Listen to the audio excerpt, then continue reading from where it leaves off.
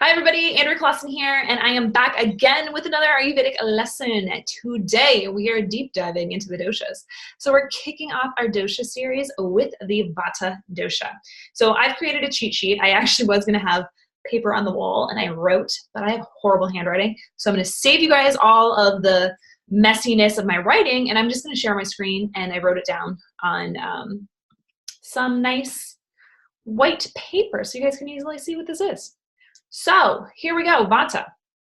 So Vata, as you can see, now the reason I put this wind, it's actually wind, not this windsock down there, it's associated with wind because Vata is associated with air and ether.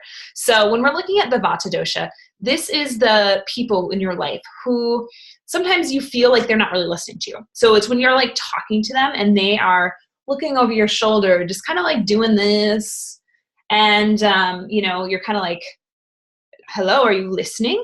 And they're not really giving you that attention. And then all of a sudden they like leave the conversation and you're in the middle of this huge story.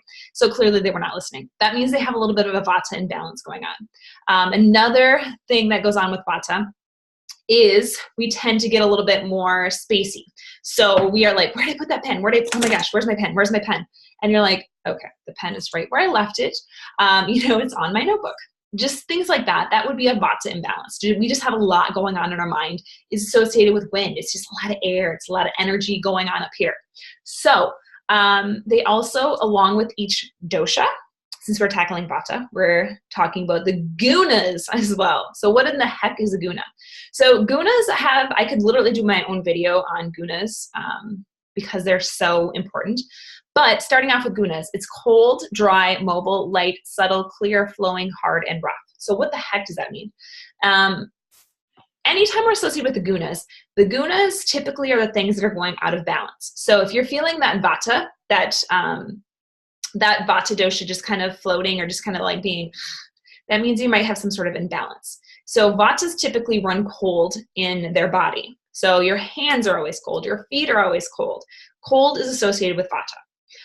You have dry skin, dry hair, that is associated with Vata. It's a very mobile energy. So as I said before, it's associated with wind. So it's very flowing, very moving. So hence why it's easy to become a little bit out of balance. Very light. So a lot of Vata people are just lighter in nature. It's a very subtle energy at times. So sometimes when we have, we can have we just slightly feel off. It's just a subtle energy that we can just tell something's not quite right. Clear. So you have the clear liquid, meaning clear mucus, clear eyes, like you don't have any redness in your eyes. You don't have any of that puffy, you're just clear. Flowing, again, flowing is very similar to the mobile. It's just very clean. Everything is flowing easily. Hard, again, that can be associated with like that dry skin, rough is the next one. So any of that. So you can kind of see how they're all associated with that Vata dosha.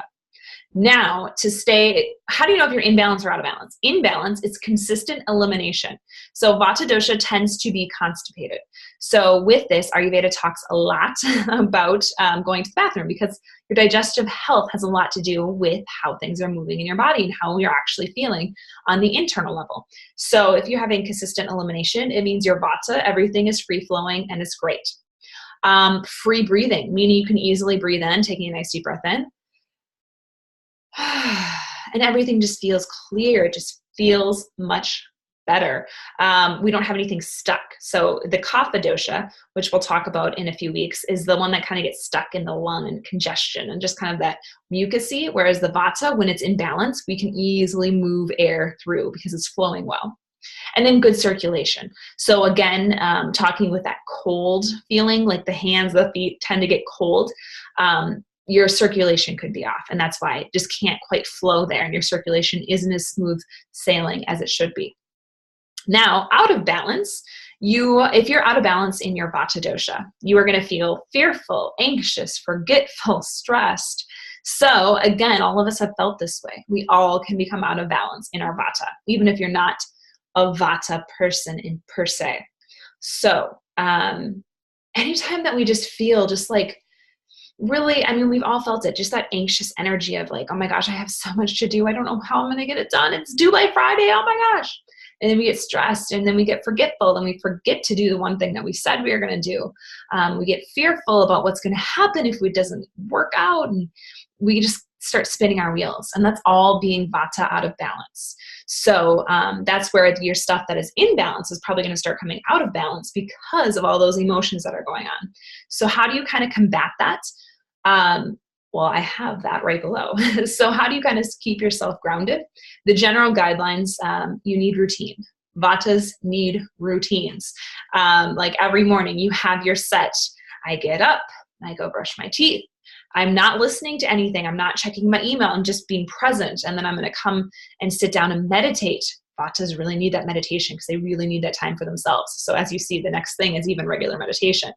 And then maybe they do some yoga practice. Now the yoga that Vatas, if they're feeling out of balance, should be doing Hatha yoga, restorative yoga, yin, or a slow flow. So what does that mean?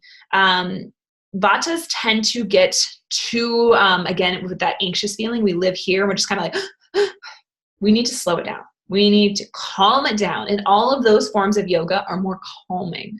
So it brings you back into your body. It is going to be slower. It's going to be painful at times for Vata because yin yoga, you really are in your head. You're holding these poses for 3 to 5 minutes.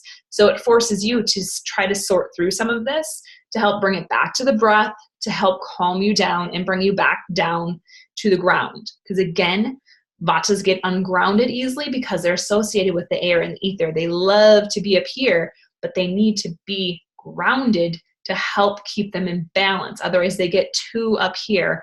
And then that's when they start getting those fearful, anxious, stressed, all of that stuff starts happening. Now, another one is long walks to help calm the mind.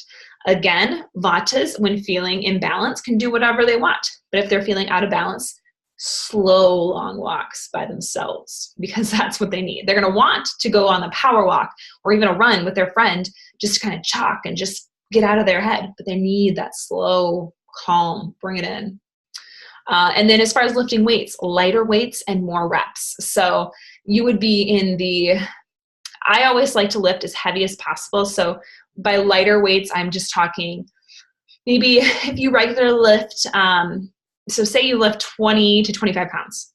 Okay, let's break it down to 10 to 15 pounds and then maybe do 15 to 20 reps. So you're going to take it down by almost half in terms of what you were doing, and then 15 to 20 reps to even more. Maybe it's just body weight that you're doing and then just doing 50 reps of just body weight exercises. Because again, we need to calm it down.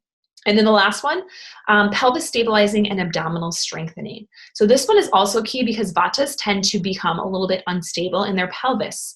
I actually had a friend who broke her pelvis bone, just sitting down in yoga because it just was not stable. It was very, again, airy, air, ether, it's mobile. So if we're getting really mobile in our pelvis joint, that's where injuries can happen. So that's where you're going to have some of that sciatica can come up.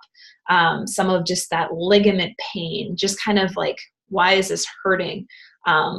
Just the constant ache in your pelvis. So you really got to work on stabilizing that, making sure when you do exercises that your hips are staying like this. They'll want to try to open like this, but you want to try to keep your hip bones even. So doing a lot of closed postures like the warrior ones versus the warrior twos, because the warrior twos will open, warrior one's going to help stabilize and keep it closed. And then abdominal strengthening. So some of the plank workouts. I'm not a big fan of crunches myself, just from my fitness background. You can try, but it kind of is wasting your time. So I prefer planks and anything like that, bridges, headstands, if you want to start trying a headstand practice or handstands. All of that is some different abdominal work that I would probably work on incorporating as well, especially if you're a Vata, just to kind of help, again, ground you down because this is your powerhouse, the center of your body. All right. So that is the Vata dosha. If you want to know a little bit more about what dosha am I have put a link below. And I have a quiz on my site. It's just andreaclawson.com/dosha quiz. And you can learn what dosha you are if you're kind of intrigued by this stuff. And then it really will help you kind of sort through, where am I at? Where's my headspace at? What do I need to do to kind of get back into myself and become a little bit more grounded? All right, so without further ado, I will be back again next week with the Pitta dosha. So namaste.